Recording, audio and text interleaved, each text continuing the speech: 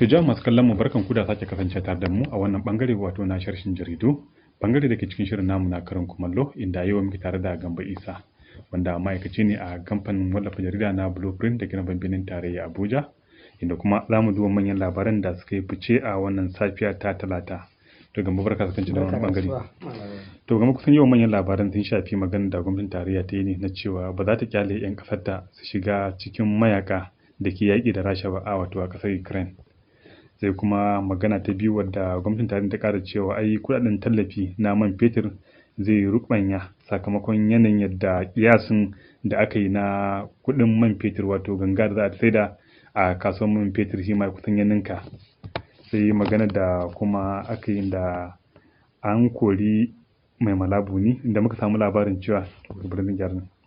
sai kuma magana ta gaba wanda ya shafi wato dambarwa da ta ƙara fasowa a jam'iyyar APC wanda ya shafi rikicin cikin gida inda rahotanni suka nuna cewa tamkar ma dai an kori shi shugaban rikon kwarya na jam'iyyar mai malabuni daga shugabancin an kuma mai gurbin sa da gwamnan jihar Niger wato Abubakar Sani Bello duk da cewa dai akwai wato manganu daban-daban suka fito akan wannan labari. Sai kuma yanayin yadda ita kanta jam'iyyar adawa ta PDP ta kalubalanci shugaban Muhammadu Buhari har ma da shi ministan shari'a Abubakar Malami da kuma shugabannin majalisa akan wasu na ganin akwai yunkuri da ake domin ƙara yin kwaskwarima a ita kanta dokar zaɓe. To bari mu fara da batun ita wannan magana ta fito daga ɓangaren gwamnatin tarayya na cewa ba za ta kyale 'yan ƙasar ta hasi ga cikin mayaka da za su yaƙi ƙasar Rasha ba musamman a wannan yaƙin da ake yi a ƙasar Ukraine tsakanta da Rasha. Mun san ko wannan ya biyo bayan yanayin da aka rinka samun rahotanni cewa a yi ofin jakadancin Najeriya ma a can ya nuna cewa duk wanda suke sha'awar zuwa za su ba da wasu kuɗi kimanin $1,000 don su je su yi wannan yaƙi. Amma ya kallaci wannan wato rahoto da ya fito daga ɓangare ta kanta gwamnatin tarayya ya kallaci abin. To alhamdulillah malam Aminu wato wannan maganar da kake faɗa ba zai yi nasaba ga maganar da ita mai magana da yawun ma'aikatan shiga da ma'aikatan harkokin kasan waje wato wadda take magana da ita bakin minista din ana kiranta Francisca inda ta tara 'yan jaridu take wannan kalubalen maganar ta akan cewa gwamnatin Ukraine tana ta hanyar ta wajen ofishin jakadin na Ukraine amma Najeriya ne ma cewa suna 'yan Najeriya sun ba da kansu wajen mutane 150 ne ma inda ake kirari suka ba da kansu suna so su je su taya wannan gwamnatin Ukraine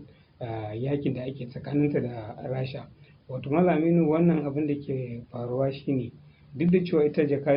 ofishin jakadancin ita Ukraine a Najeriya ta musanta wannan bayani din amma ai dama ka fara jin irin wannan maganganun to ba mamaki a wanda suka ba da kansu kamar da ake ikirarin kuma abinda mutane ya kamata su sani shine shin wannan yakin da ake ma tsakanin na ita Ukraine da kuma kasan Rasha ya kamata mutane suna kan cewa ita kasar Ukraine dama ita tana cikin daular Soviet Union wanda ita Rasha ita ce kamar cibiyar wannan daular Soviet Union wato tun kamun mata ta samu wannan daman amma da aka samu ne juyi wanda makirci irin ta America da kuma Birtaniya da sauransu wato NATO sai aka samu aka ba ita Rasha din ta ba ma ita wannan Ukraine din kamar za a ce yancin kai ne amma dai har yanzu tana cikin wannan gamayen kungiya na Soviet Union din to abin da yake kawo wannan rikicin saboda ita Ukraine ta nuna akan cewa tana su ta bangare ma gaba ta shiga cikin Euro wato NATO kenan kungiyar gamiya na turawa gaba daya to amma abin da yake faruwa shine abin da ya kawo wannan maganar yaki da kaga ake a wannan a kasar wanda ma har yanzu aka fara samun in baka manta ba a cikin kwanaki biyu nan ma ana kokarin kuma an ce an kwaso yayan wanda suke karatu a makarantu da kuma 'yan Najeriya wanda suke zama a wannan kasar Ukraine din gaba daya to duk da cewa ita gwamnatin Ukraine ta ofishin jakadansu da ke nan Najeriya sun kareta wannan bayanin to a gaskiya a dokar duniya gaba daya wata world community gaba daya ba a ba da dama akan cewa ana amfani da 'yan kasan wasu sun ga zuwa suna taya wasu yaki ba an karya wata dokar na sharaɗin zaman duniya irin na World International law kenan gaba daya wanda in ka tuna za ga akan cewa tunda aka taɓa yakin basasa wa lokacin World War I da kuma da sauransu nan, inda a lokacin ai kasashen Afirka mafi yawan su dama su suna cikin karkashin Ingila ne, wanda ta amfani da ka za a ce ko kakanninmu a wannan lokacin aka amfani da su aka je suka yi dingan yakin na Germany wanda aka samu wanda ake ce Adolf Hitler a lokacin nan. To yanzu zamani kowa ya riga waye, ba gwamnati na kwarai da za ta yadda ta bar 'yan kasanta, har ma kamar inda ka faɗa ana mata tayin yayin ana musu tayin 1,000 na dalan Amerika, wanda za a musu visa da kuma a musu passport saboda kawai su je su yi taya wannan kasan Ukraine ko kuma yakin da ake tsakaninsu da ita Rasha. Wannan ba daidai bane, kuma muna kira ga gwamnatin tarayya a lalle su yi bincike akan wannan zargin da ake din, da duk da cewa ita ofishin jakadanci na Ukraine ta kare ta wannan, amma ba walaki ma aka ce a gan goro a cikin miya. To dole ne gwamnati kuma da kuma jama'an tsaron mu irin su DS da sauransu nan, kuma NIA da ake magana, inda su ne zamu suke aiki irin wannan, su tabbatar su gana akan cewa shin wannan abun da ake fada za ana so amfani da 'yan ƙasa su je su taya ƙasar Ukraine a wannan yakin da ake na mamaye su da aka yi da Russia ta mamaye su. Shin haka din ne? In haka din ne kuma a gaggauta a kokari a dakatar irin wannan, duk da cewa na san cewa a cikin irin masu irin wannan abu, duk abin da ke kawo irin wannan malami shine rashin aiki da kuma abin da ya kamata. Da gwamnati tana ɗaukan nauyin abubuwan da ya kamata, misali na kare dukiyan 'yan ƙasa, kare martaban ɗan ƙasa da sauransu. Ɗan Najeriya ba zai ci ma zai je bada jinin shi je na ma wani ƙasa yaki wanda ba ta shafe shi ba. To misali kamar mun ga ita ƙasar Ukraine ta fito ta nuna cewa yanzu haka kimanin kusan ƙasashe 20 ne wanda ke al'umma da dama daga wannan ƙasashen sun shigo, ko da ke dai ta nuna cewa mafi akasarinsu daga ƙasashen Turai ne sun shigo ƙasar Ukraine domin su taya ƙasar yaƙi a wannan faɗan da suke yi, kuma tuna cewa mafi akasarin ƙasashen duniya ba sa murna da ƙasar Rasha sakamakon wannan kutsen da ta riga ta yi, wani ga tamkar wani abu ne wanda ya shafi kamar cin amana da ta so ta yi, kuma abu ne wanda yake ya karya doka na tsarin ƙasa da ƙasa.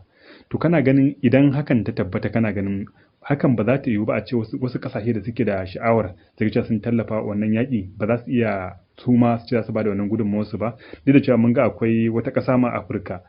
wani su ma ina jin kamar ƙasar Sudan ne, ko akwai wata ƙasa da su ma sun fito sun karyata wannan, sun hana 'yan ƙasa su shiga domin su yi wannan yaƙi. Idan aka duba wanda suke shiga din, kana ganin ba za a samu wasu wanda za su ke da sha'awar hakan ba, kila ko ba mamaki idan gwamnatin ƙasar ta hana su za su tafi za su yi balantiya. Malaminu, wato wannan maganar da kake faɗa, ai ka duba ko ƙasar Birtaniya ta ce ita ba za ta tura 'ya'yanta ko kuma mutanenta a wannan yaƙi ba. Kagan sun ma ita irin shigo ba zurfi ne, kuma yanzu suka barta da wahalan take ja kanta ba a kinda faɗa a dokar international law da ake ciki. An samu in ba manta ba a lokacin da Saddam Hussein ya mamaye wannan ƙasar da ke kusa da ita, in ba na manta ba a lokacin aka yakin Saddam Hussein da wata ƙasar da ke kusa da shi, na ya dan kwanta min, ai abin da ya faru kenan da ya mamaye wannan ƙasar din, ai abin da me yake cewa wannan ƙasar nan an samu inda game irin su NATO da kuma su America su aka samu wani John Group for da kasar Kuwait kenan. Kuwait yawa, lokacin da aka yi wannan yakin da ita Saddam Hussein ya amfani da Iraq ya mamaye Kuwait, kaga an samu irin wannan abu. Amma abin da ya kamata mutane su sani shine ita wannan daular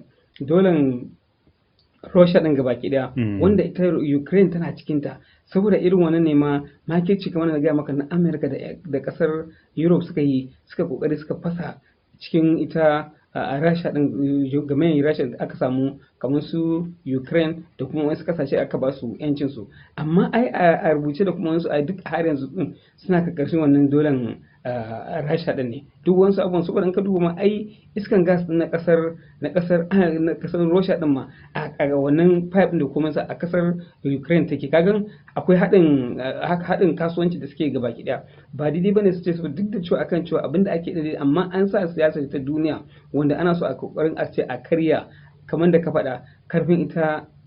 Rasha. To kuma Rasha ta riga duk da aka fara wannan yakin ana nema kwana 12 da ake wannan faɗan gabaki da din. Ita Ukraine ita ce take cikin halin kakani kai, take cikin tunda ita aka mame kuma ake kokarin kwace mata manyan birane. To ka gani kuma an fi karfinta. To akan haka ne ma aka ce a ji a zauna a Kiev tsakanin boda da akwai ta tsakanin boda da Ukraine da kuma Russia an ji an zama, saboda duk wani abu irin wannan yaki ba shi bane, diplomasi ne ya kamata a yi amfani da diplomasiya tsakanin kasan biyu a zona a bi shin menene matsalan, shin maganar shiga cikin Europe ne shine kawai yake Russia take so, ko menene ainihin da ita ba ta so din, a duba a tantance abin da ya kamata a yi sai a shiga a samu masala. To misali dai mun ga ana tafamin tattaunawa a Belarus tsakanin su wannan kasashen guda biyu, ko ne akwai wakilansu, an yi na farko an ƙara yin tattaunawa, zama dai kusan ana kan wata tattaunawa dai daidai a kokarin da ake domin a ga an samu masala. Bisa naka nazarin tunda an fara na farko dai abun an tahi bara ana tahi baran kana ganin akwai yiwuwar a samu daidaituwa? A za a samu daidaito. Yanzu Malam Aminu, abin da ke faruwa in baka manta ba, ai rahotanni ne ke fitowa ma yanzu ana magana akan cewa kungiyar gama Europe din, wato EU din da tokacin NATO din, suna kokarin masu ceto shi shugaban kasan Ukraine din, wato Vladimir Zelensky. Zelensky out of wannan kasar nata, saboda a wuta ta yi wuta, ya kamata da duk inda za a yi kamar da muka faɗa muke shari'a nan, a zauna ne a san menene ita America Rasha din take bukata a cikin wannan kasar da ba ta sake ma ita Ukraine din maranta ta tafi game kasan Europe din ba, sannan kuma menene kuma ita shi wannan kasan Ukraine da kike gana kan cewa Rasha take mata wanda ba daidai ba. Dole ne a yi dinga duk yanzu an ci gaba a duniya na Malam Aminu, dole ne diplomasi ne kawai zai fita da irin wannan matsalan da ake cikin ba yaki ba. To ina ganin bari mu je ga labari na gaba wanda ya shafi nan ma gwamnatin tarayya ne ta ce a yi kuɗaɗen tallafi da ake biya ga albarkatun man fetur zai rubanya, sakamakon kuwa yanayin yadda kiyasin da aka yi na farashin gangan man fetur, wanda ma cikin kasafin kuɗi na 2022 aka yi shi akan naira 62, yanzu abin kusan ya ma ninka saboda wannan yakin da ake tsakanin ƙasar Rasha da Ukraine. To ina ganin batun tallafi ma kusan 100% haka za a zo ƙarin da za a samu kenan. Ya kallaci wannan kuma ya da ya karafta daga bakin ta kanta minista wato Zainab Ahmad. Abin da ke faruwa akan maganan kuɗin tallafi, wanda muka manta ba kwanaki baya shugaba Buhari ya tura ma 'yan majalisa ana neman saboda maganan tallafi triliyan 3 na naira yake bukata a samun shanu na maganan man na tallafi na mai saboda halin da ake ciki. Wato abin da ke faruwa Malam Aminu shine kamar da ka faɗa, gangamin a lokacin da aka yi wannan akan naira 60 da wani abu, 63 zuwa haka, amma a yanzu da kike magana din tana sayarwa akan a international market din akan 120 ne, kuma tana kan hirbanyawa kenan. Wato kaga za a samu kuma kasan wajen kashi biliyan 10 kenan na naira, wanda za a sake karawa akan maganan kuɗin tallafi na mai. Wannan abin da ke faruwa shine ya nuna akan cewa saboda wannan yakin da ake a Ukraine da kuma Rasha din, ba a samu daman a fito da mai a wannan yan bangaren ba, wato mai ta fito irin kamar su Poland da sauransu nan, mai a fito da shi, wato abin da ake cewa landing cost da sauransu haka ta karu. Sannan kuma kullum mun sha faɗa kan cewa tun ainihin gwamnati ta yi wannan kuskure din, irin wannan kuɗin da ake magana cewa ana cire na tallafin, ya kamata a ce an amfani da ita ne, an ba ma 'yan ƙasa lansis ɗin modelin refinery muke magana, a dinga yin man tunda muna shi a nan gida, a hake ta a nan Najeriya, a tace ta a nan Najeriya, a sayar ma Najeriya. Malam Aminu, abinda ina mishi suke nuna ma 'yan Najeriya shine a kowane rana man da ake sha gangamai miliyan 60 ne. Wanda ake sha a rana kawai. A rana kawai abinda ake sha na mai kenan miliyan 60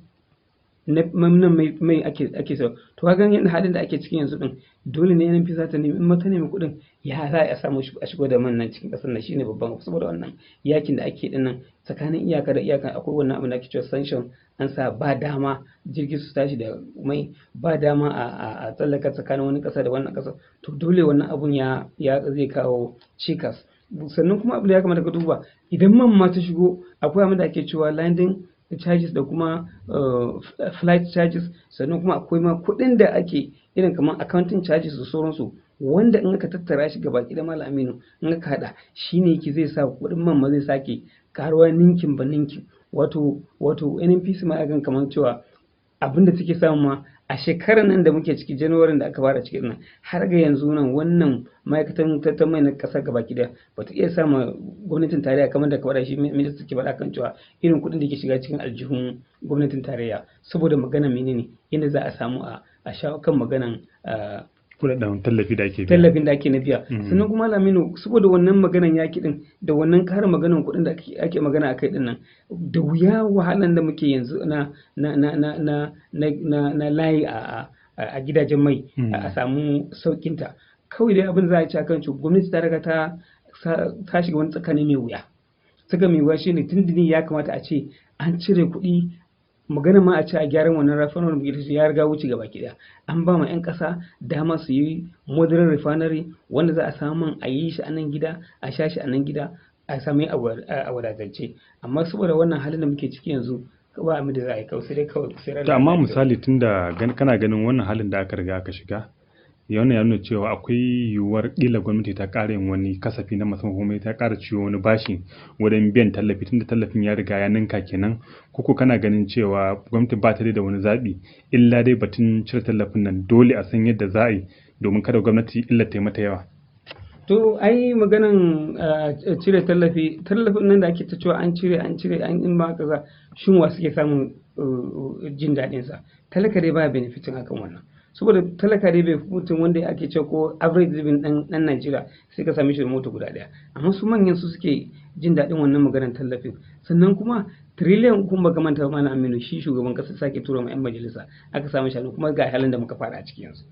To amma an naka tunanin kana ganin tunda aka shiga wannan hali kusan me mafita ga ita kanta gwamnati kenan? To ai mafitan ai tuntuni ya kamata an sha gaya ma gwamnati akan cewa ba ma maganar cewa cire tallafi da wannan abubuwan ba. Idan gwamnati za ta cire kuɗi tun daga farko da shiganta, duk da cewa mun san cewa akan lokacin su kawo mulki sun tarar ana sha wahalar mai da sauransu suka kawo ƙarshen ta, amma tunanin su bai zo akan cewa ya kamata yanzu a duba menene ya kamata a yi. Shine abin da ya kamata a yi shine a bada lasinsi ma 'yan ƙasa wanda suke da ƙarfi su yi rifanar, kamar wanda aka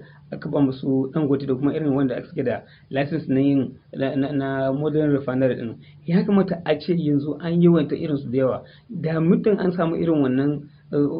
refinery kankana da suke tace mai iya wanda za su samu gangan at least a samu koda, kamar da an ce ana samun abin da ake sha a kowane rana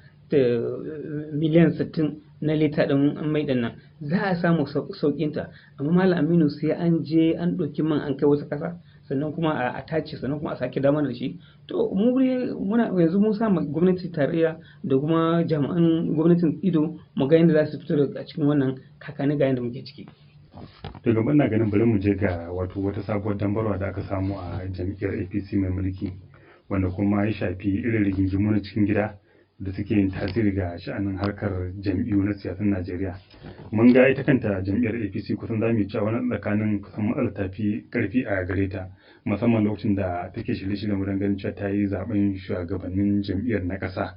Sai ga kwatsam lokaci guda sai rahotanni suka wata cewa an kori shi shugaban riko na ita kanta wannan jam'iyyar kuma gwamnan jihar Yobe Mai Malabu ne, an maye gurbinsa kuma da gwamnan jihar Niger Abubakar Sani Bello. Wani da cewa dai akwai kuma rahotanni waɗanda suke cin karo da wannan rahoton da ya fito,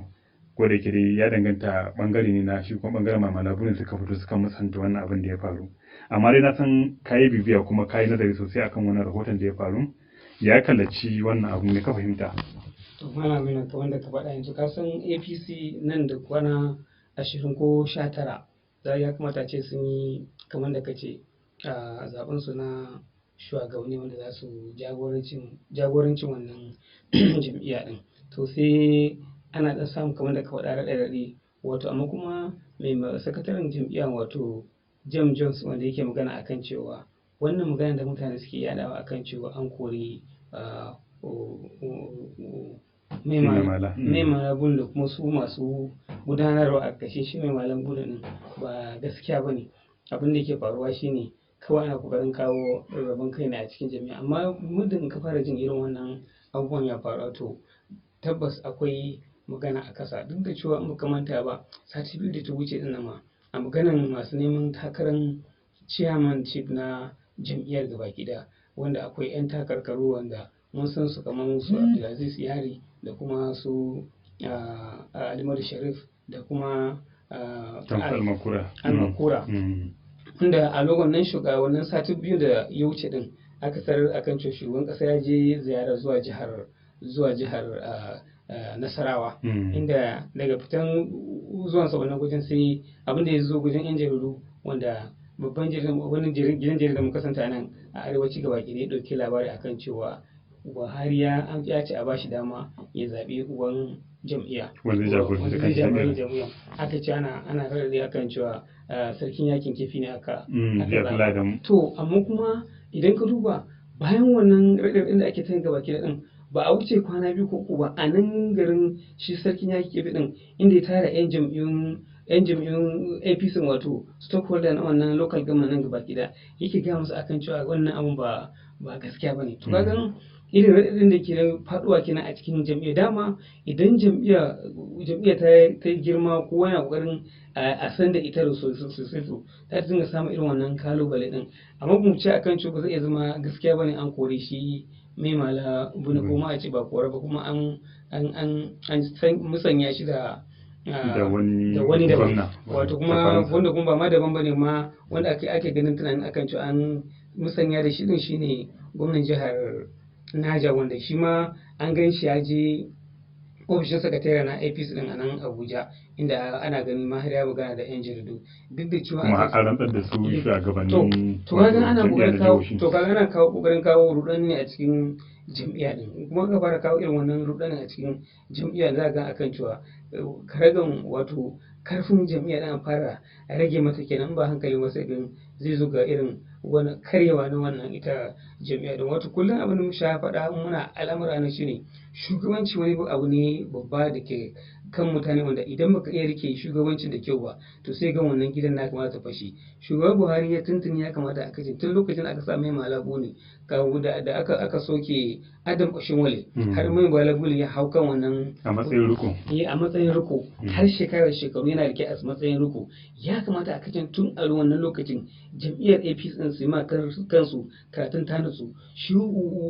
shugaban Buhari din ya in ma menene a kokari su yi taron sun da ya kamata su fito da sahihin mutane wanda su ba su jagoranci kuma bisa amana abin da ya kamata a kai akan shi ba wai na kama karya ba to irin wani mun ga na zo Abdullahi da mu gashi yanzu mun fara ji kuma akan shi mai mala buna din duk da cewa shi sakataren jam'iyyar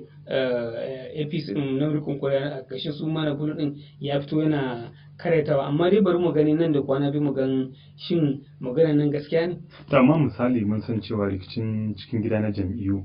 ba wai sabon abu ne ba a tsarin demokuraɗiyya mun san Najeriya kusan irin wannan rigimin ya kai jam'iyyar PDP kasa a lokacin da take mulkin Najeriya yana ɗaya da cikin matsalolin da samu ne ka mata matsala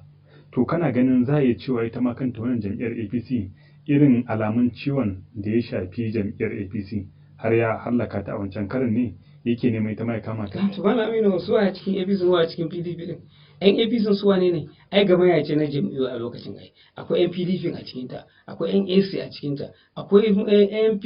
NPP a cikin ta da sauransu jam'iyyu ne suka hada kansu suka gama suka zo da wannan jam'iyyar da ake ce musu APC din gaba ki daya to kowa abin da yake zuwa wannan teburin shawaran shine abin da yake son ra'ayinsa ne da za su je suna aiki nan saboda ra'ayin talaka wanda zai zo ya zaɓe su je su kare muradinsa da duk ba za su samu irin wannan ba amma duk in ka fara ganin irin wannan abun kowa ra'ayinsa yake kokarin ya kare a wannan a lokacin to saboda haka idan aka samu mutane sun fara kawo maganan ra'ayi ba wai suna maganan wato abin da jam'iyyar ta kafu akai ba wata kamar progressive din da ake magana da sauransu ba irin kamar manifesto na wanda abin da taimaka aqida yawa aqidan da ya kamata ma jam'iyyar da sauransu ba to tabbas a dinga samun irin wannan abin da ya ci PDP din ba sai hankali wasu ma ba dole ba nalle bane kuma a zace nalle zai iya cin su to kusa idan muka dauki yanayin yadda ita kanta jam'iyyar ta zo ganin jam'iyyu ne da yawa suka haɗu za mu iya cewa ita kamar jam'iyyar APC tun da ta zo kamar da rigima ta fara kuma rigingimu an kasa warware sun kusan sai karuwa suke har zuwa yanzu to kana ganin a bisa nazarin da kai kana ganin me ya ja jam'iyyar irin wannan matsaloli haka ai rashin kamar da ka faɗa wato aƙida a tsaya akan aƙida sosai sannan kuma a zubar da maganar son zuciya a ciki a tsaya akan cewa wannan aƙidan shine abin da muka so za mu yi ma jam'iyyar din kuma mu dan Najeriya gabaki daya muddin aka tsaya akan wannan ba za a samu irin wannan dambarwa a cikin sosai ba zai zo da sauki amma in ba a samu aka tsaya akan aƙida din da kuma cire son zuciya kuma a tsaya a yi ma talaka abin da ya kamata ba to tabbas abin da ya ci PDP APC su tuna kuma su sani akan cewa zai iya ci su. To wasu na ganin kamar a ce za a samu sauyi na shugabanci a dai lokacin da ake tunkara wannan babban zaɓe 'yan kwanaki kaɗan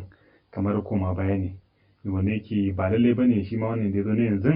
wato ya tafi da duk wani shirye-shirye da aka riga aka yi ba amma ki hira ganin wani abubuwan da aka yi ba daidai ba ne ba yake ne ci canza wasu abubuwa kuma ci canza wani abubuwan bai san irin lokacin da aka ɗauka ana shirye-shiryen haka ga wannan mataki ba wasu kuma za su ga cewa ai ya kamata idan ya zo din kula da yin sai kada yi su da yawa dan dai a samu a kai gaci bisa naka nazarin kana ganin idan aka samu akasin yin abin da ya kamata a yi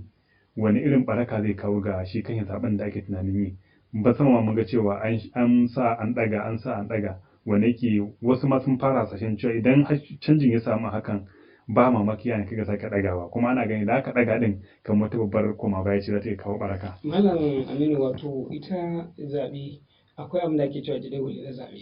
wanda dole ne wannan jam'iyyar wato ko ita APC din dole ne ta kokari ta yi duk wani shirye-shiryenta tab da wannan lokacin jadawalin da ita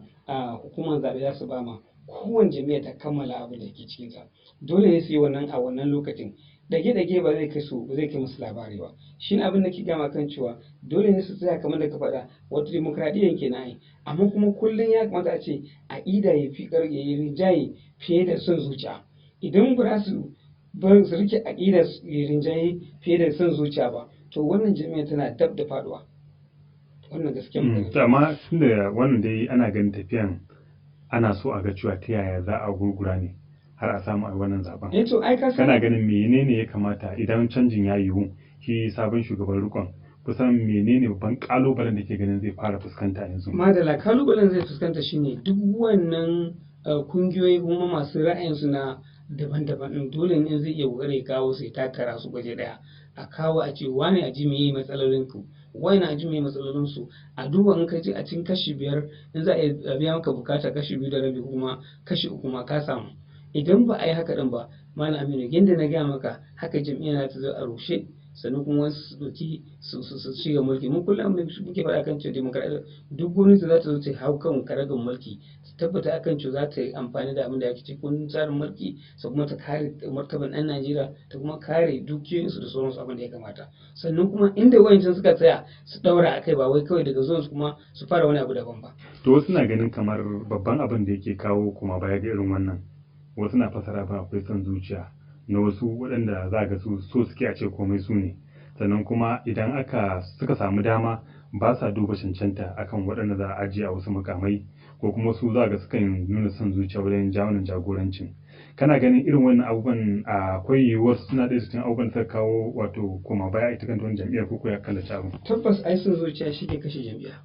kuma tabbas shine abin da ke kokari ya ci jam'iyyar APC to amma kuma dole ne su tsaya su yi karatun tanatsu su gyara tsakaninsu shi ne kawai mafita malami muddin ba sai a haka din ba kamar na faɗa suna gani gwamnati na su fita a cikin hannunsu saboda ai su ma yi a hannun wayansu kamar da ka faɗa a hannun PDP suka karba saboda menene saboda rarraban kai da aka dinga sama wannan jam'iyyar da sauransu suka kasa haɗa kansu suka kasa tsaya akan matsaya gaba ɗaya sannan kuma abubuwan da suka yi wanda ake ganin akan cewa ba su ma talaka abin da ya kamata ba a lokacin su ma PDP din to gashi na yanzu muna ganin abin da ya ci kamar da a sha faɗa kan cewa duk abin da ya ci awai ba zai bar doma ba to shine abin da yake faruwa yanzu amma kana ganin babu wani ruwan ko kuma ce babu wata kafa da ita kanta jam'iyyar za ta ba maraɗa kunya wato dan lokacin da ya rage da cewa wasu na ganin wannan sabanin zai iya kawo wato rabuwar kawuna amma a samu wato su haɗa kansu kuma abubuwan da ake tunanin za su iya faruwa ga an kawar da wannan matsala suna da wannan daman kamar da muka faɗa a nan ai shine abin da daman shi ne kawai su cire son zuciya sai amfani kuma da akida ta jam'iyya sannan kuma su ci kuma burin kowa ya kawo bukatunsa aji shi akan gefe a yi yadda maza ma kasan nan da kuma yan kasan nan aikin da ya kamata idan suka haka dama za su iya samu su yi shi. To ina ganin bari mu je ga labari na gaba wanda ya shafi ita kanta jam'iyyar adawa ne inda fito karara ta kalubalanci shugaban kasa Muhammadu Buhari ta kuma kalubalanci kan ministan shari'a Abubakar Malami ta kalubalanci shugabannin majalisa da kuma har shi kan ma Clark din da ma shugaban hukumar zaɓe daidai akan waye suna ganin akwai wani yunkuri da ake domin karewa shi kan dokar zaɓe wani kwaskwarima saboda akwai wani gyara da ake so a kare a cikin wannan doka to kuma lallai ta garzaya ma zuwa babbar kotun tarayya da ke Abuja don ta ga cewa ta hana wannan yunkuri da ake kuma ta ce dole ne kama kai ga wannan abin sai an saurari abin da ta shari'a wato za ta yanki wato shari'a ta halinta. Ya kallaci wannan kalubale da ƙara fita kuma daga babbar jam'iyya lokacin da ake ganin cewa dokar zaben nan ma tuni ya kamata a ce an riga an gama duk wani wato batun gyara da ke kanta da aga cewa ta tafi an ci gaba da aiki da ita. Kuma mai wato hakan wato abin da ake cewa gardin demokradiyya kenan ko shine the beauty of democracy din kenan. Wannan abin da ke faruwa ai daidai ne saboda in baka manta ba juma'an da ta wuce can shine shugaban kasa ya sa hannu akan dokar zabe na kasar nan, sannan kuma a lokacin da aka kafin ya sa ma hannu akan wannan dokar zabe juma'a can da ta wuce din ai an taba kai mishi da farko, sannan yace akwai wasu kurakurai a sake wasu gyare-gyare aka mai mishi, sannan aka bashi dama kamar da muka yi shirye kwanaki can baya muka ce yana da dama a lokacin aka bashi a 31 ga wannan Janairu na wannan shekara din aka sake kai mishi, kuma aka bashi dama akan cewa dama inda bai sa hannu ba an bashi zuwa 3 ga watan Mayu din da muke ciki din nan da cikin bai sa hannu ba ta dokan su ma yan majalisa za su hannu ta zama doka na zabe gaba ɗaya. To sai Allah ya sa ya amfani da abin da ake cewa wisdom din shi shugaban kasa dabarunsa sai ya sa hannu akan wannan dokan zaben, kuma a cikin dokan zaben akwai wani a cikin sarkaki a cikin wannan dokan zaben dokan da ita kanta na wajen layi na 84 zuwa 12 a cikin bakan wannan shashin ne shine yan jam'iyyar PDP kuma yan Najeriya wanda suka karanta wannan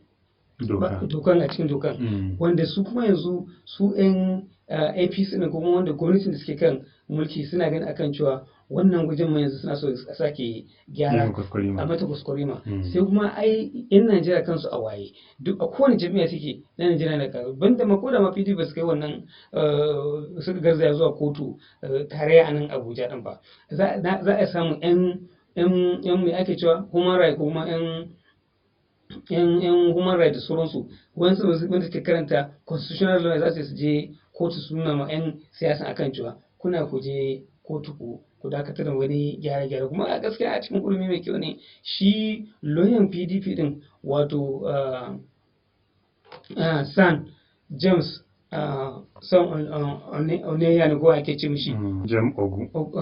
Ogu shi je gaban wannan kotun ya bada kukansa akan cewa yana son a dakatar da wayannan shugaban duk da cewa ya magana kan cewa yana dakatar wanda ake zuwa su yana kalubalen su wanda su kare kansu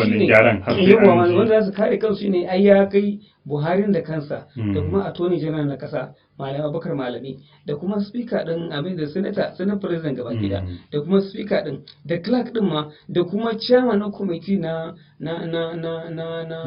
review din wannan dokar zaben da na majalisar wakilai da kuma majalisar dattawa har da clerk hatta ma ita ainihin da suka draftin wannan abun aka kai gaba gida suna kalubalanta akan cewa kada a kuskura a taɓa wannan shashin da muka yi magana a kai din a ciza wani gyare-gyare a kanta sai abin da kotu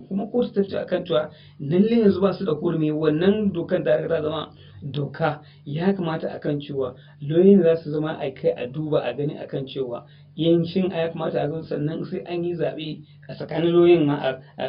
alkalan kai in suka zaɓe suka akan cewa wanda sai rinjaye ne shi saboda haka saboda wannan abu za kan cewa har zuwa 21 ga watan nan da muke ciki za a sake koma zama akan wannan maganan neman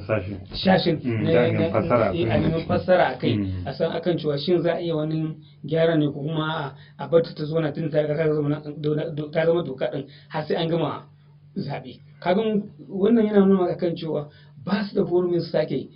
canja ko da a cikin wannan dokan zaben ballantana ma su taba wannan shashin da muke magana a kai shashi na 84 cikin bakan kuma cikin baka cikin baka so wannan